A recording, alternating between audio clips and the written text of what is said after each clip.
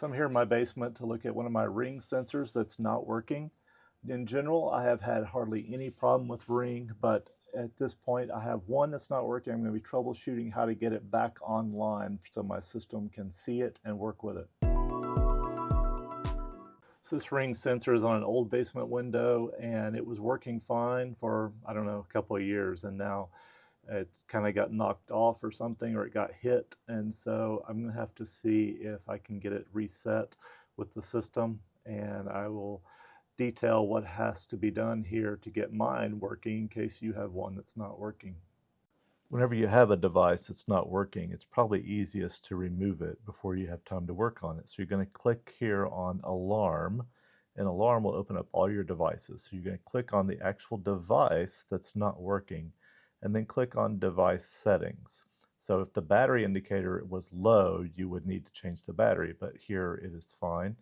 In device settings, then you're going to go down to remove. So once you click remove, it will ask if you're sure, and you can just remove it from your system and go ahead without it until you're ready to fix it.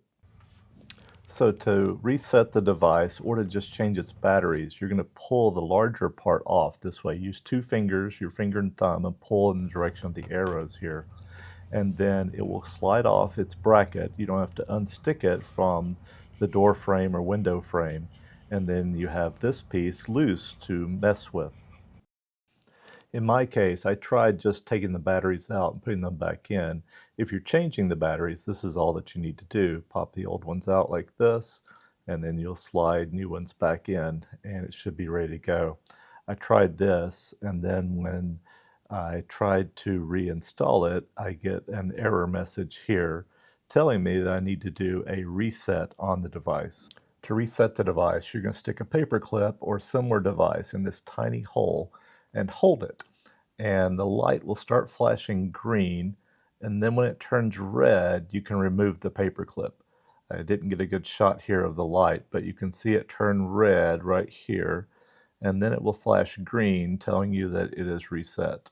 So this made it ready to pair.